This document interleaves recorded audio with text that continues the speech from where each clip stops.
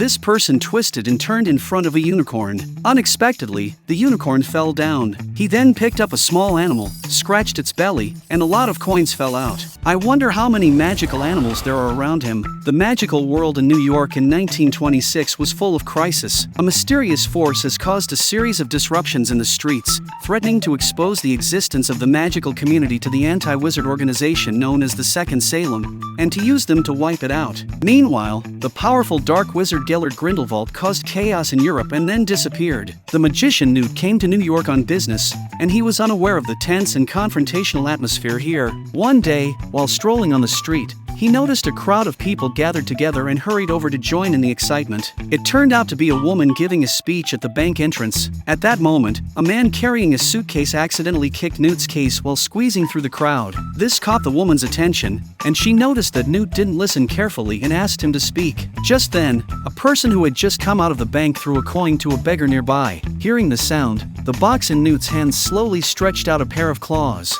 After a while, a little guy stole the beggar's hat. Newt quickly noticed and chased after it all the way to the bank.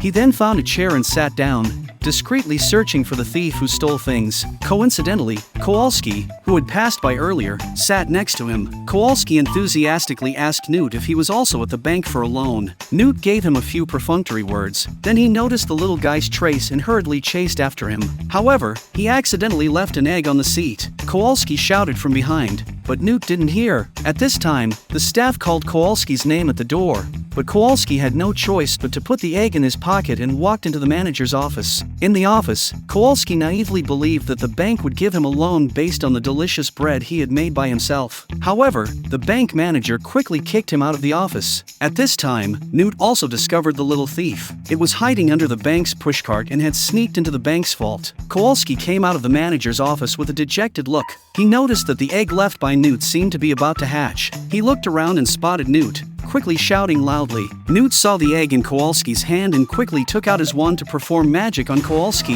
They were instantly transported to another location. The next second, they appeared in an empty stairwell. All of this was seen by a woman. After a while, something broke out of the egg in Kowalski's hand. Kowalski looked at the egg in disbelief. What shocked Kowalski even more was that when Newt saw the little creature crawl into the vault, he picked up his wand and opened the vault door. This scene happened to be seen by the bank manager. The bank manager quickly pressed the alarm button. When Newt saw this, he immediately used magic to immobilize the bank manager. Kowalski was really at a loss for words this time, and Newt caught the little thief who stole the coins before the guards arrived. He shook it by its two legs, and a lot of coins fell out of its body.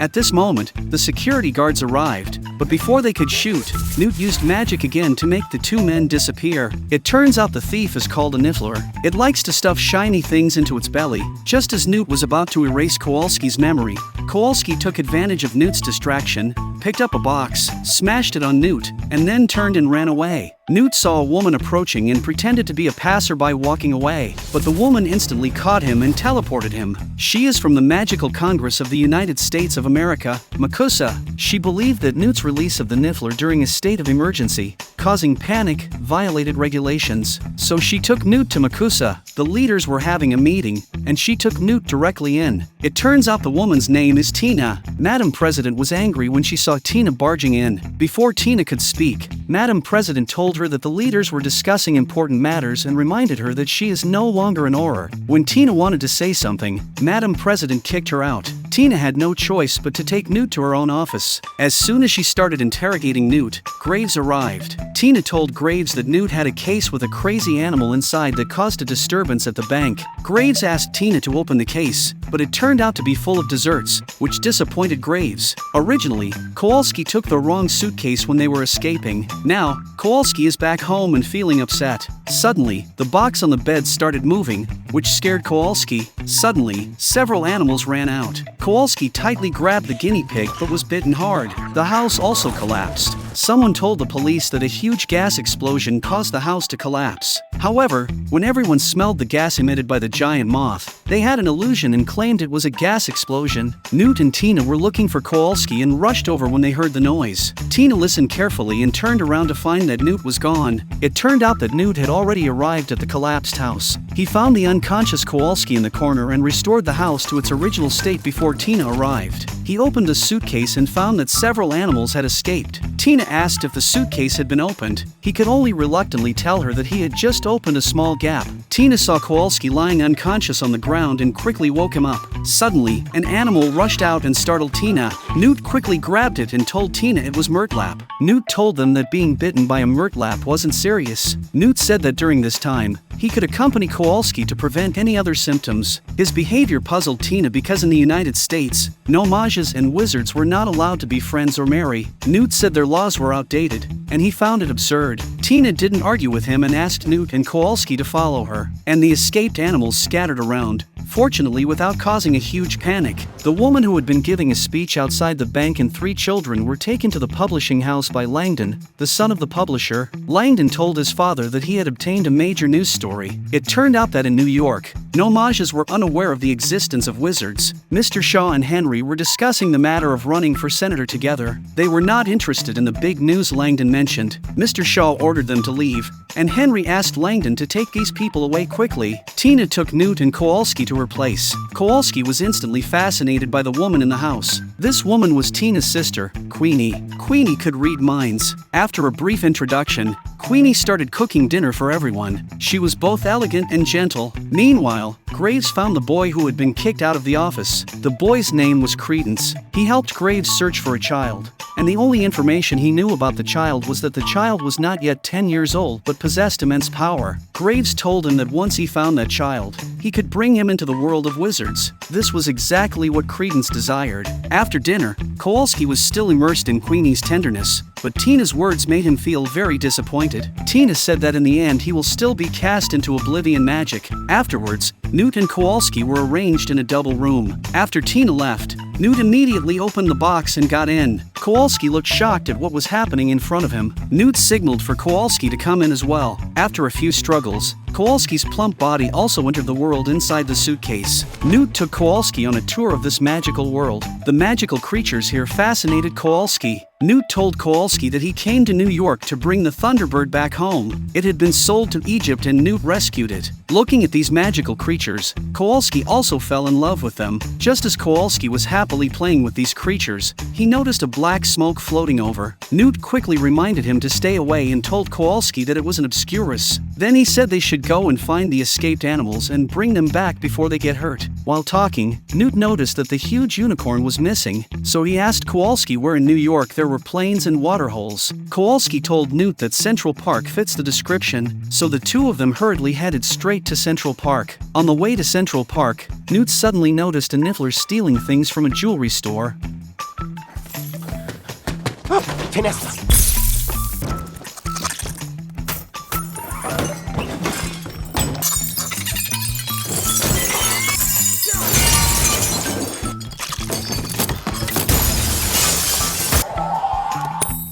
Accio!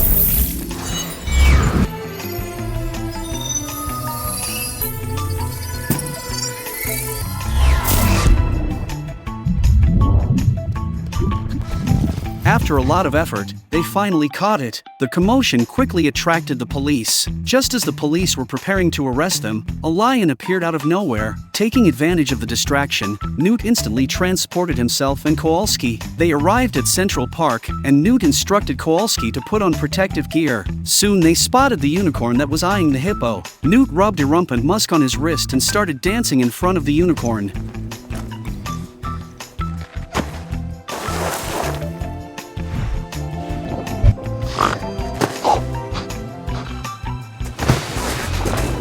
The unicorn was attracted by the scent of the musk. It became enthralled watching Newt dance. Just as the unicorn was about to roll into the suitcase, something unexpected happened. Kowalski's head was hit, and when he turned around, he found that it was an animal. So he waved his arms and drove away the seal. Kowalski's voice and the musk in his hand attracted the unicorn. It ran towards them, and Kowalski, who was scared, climbed up a tree. But the unicorn knocked down the tree.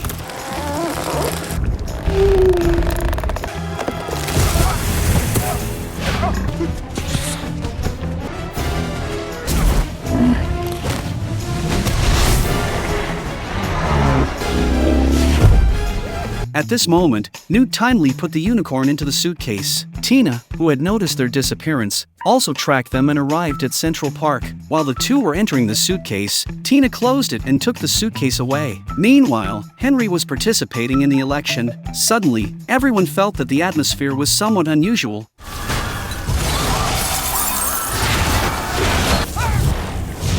And then, in front of everyone's eyes, Henry was lifted into the air. When he fell down, he was already dead, with many strange marks on his face. Everyone suspected that a wizard had killed Henry. The news reached the United States, and the leaders of Makusa were discussing decisions. Tina once again entered at an inappropriate time. In front of all the wizards, Tina revealed the secret of Newt's suitcase. Then she placed the suitcase in the middle and called the two out.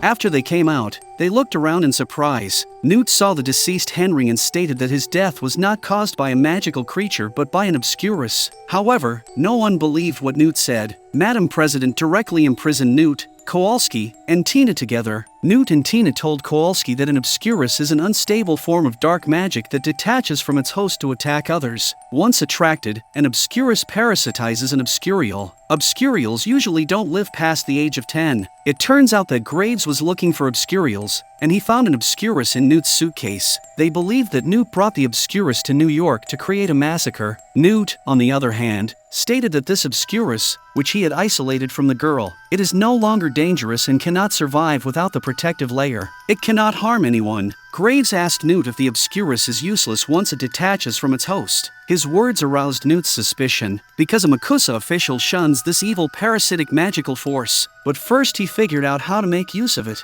Before Newt could think, he was sentenced to death. Tina, considered an accomplice, received the same punishment. When Tina heard the punishment, she burst into tears. Queenie, who has telepathic abilities with Tina, was also terrified when she learned the news. She quickly went to save Kowalski and then stole Newt's suitcase with Kowalski.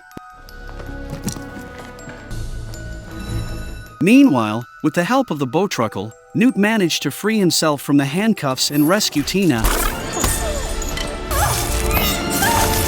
The two of them escaped from the execution room and coincidentally met Queenie and Kowalski. Queenie told them to enter the suitcase, and she carried the suitcase and walked out. Just as Queenie was going downstairs, she was stopped by Abernathy. She claimed to be sick and left. The group escaped safely. Tina also realized at this time, and she asked Newt to find all the escaped animals. Newt told Tina that there is only one demiguise left to find because it is mostly invisible, making it difficult. Tina suddenly remembered that when she was an Auror, she had an informant named Narlak. He used to do business buying and selling creatures, and perhaps he could provide some clues. So they went to the bar to find Narlak. At this time, they did not know that they had long been wanted by Makusa, and everyone was watching them. Tina tells Newt that most of the people here have been caught by her before. Newt asks how Tina got fired. Because he saw some scenes in Tina's death potion, he saw Tina hugging the second Sulemir boy, Credence. He had been abused by his foster mother since he was a child, and she whipped all the children she adopted. So Tina used magic to attack her. His mother was holding a rally at the time,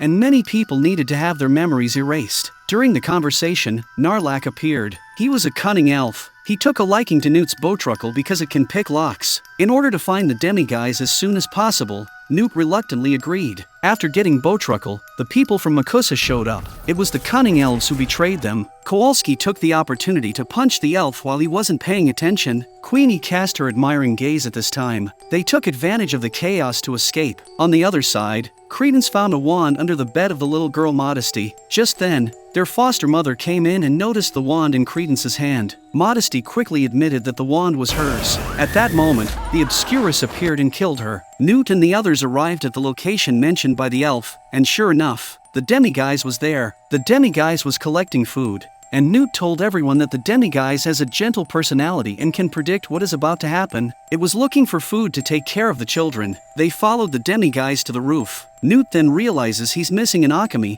which can change size at will. Just as he finished speaking, Queenie accidentally kicked a bell. Akami is in shock and Newt has everyone looking for insects and teapots.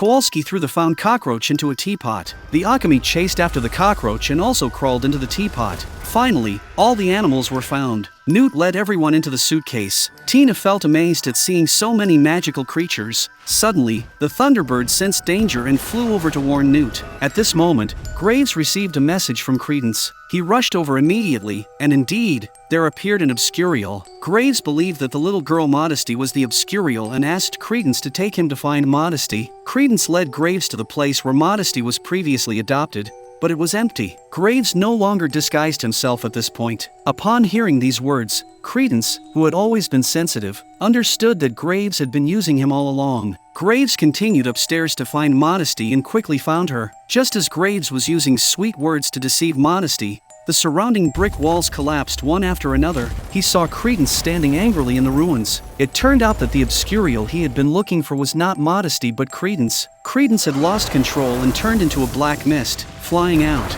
In the form of black mist, Credence flew out onto the streets and caused extensive destruction in the city. Newt witnessed all of this from the rooftop and was very surprised. This was the most powerful Obscurial he had ever seen. He handed the suitcase to Tina and told her that if he didn't come back, he hoped she would help take care of these animals. Then he gave Tina an instruction book and chased after them. Tina handed the suitcase to Queenie without hesitation and then went after them. Queenie initially wanted to give the suitcase to Kowalski, but Kowalski held her back, indicating that they were a team. Looking at Kowalski, Queenie realized that she had fallen in love with him. Tina tried to stop Graves, but their strength difference was too great. Graves easily broke free from Tina's entanglement.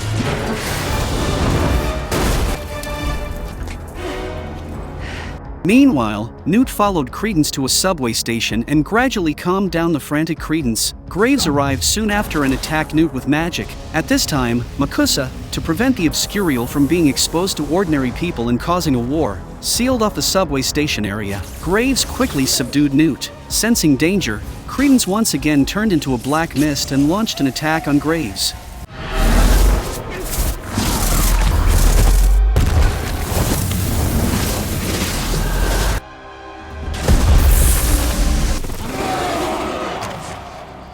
Just then, Tina appeared in time and persuaded Credence to stop. Credence listened to Tina's persuasion and transformed back into human form, but a group of wizards arrived. They launched a direct attack on Credence, and Credence completely disappeared. Seeing Credence completely disappear,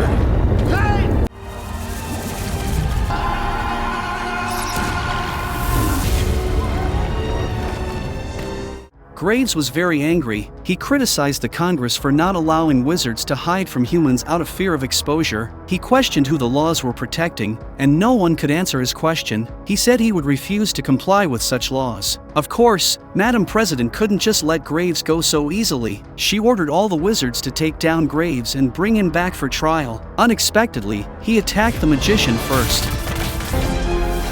In the end, Newt trapped Graves with a magical force. Newt used his magic to reveal Graves' true form. As Newt suspected, Graves turned out to be Grindelwald. The wizards took Grindelwald away. Madam President apologized to Newt, but she sighed that it was impossible to erase the memories of the entire city. Upon hearing her words, Newt summoned the Thunderbird and gave it a vial of Obliviate Potion. The Thunderbird flew up into the sky with the vial.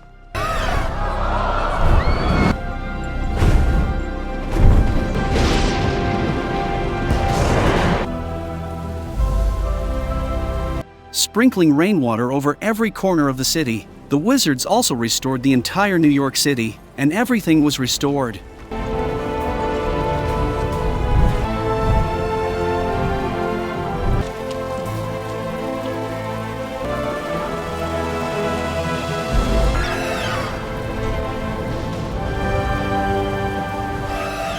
Before leaving, Madam President noticed Kowalski. She stated that every Muggle was not exempt, and that Kowalski had to go out and drench himself in Oblivion Potion as well. Queenie, who was in love, said that after Kowalski had his memory wiped, she would wander the world with him. Everything seemed like a dream.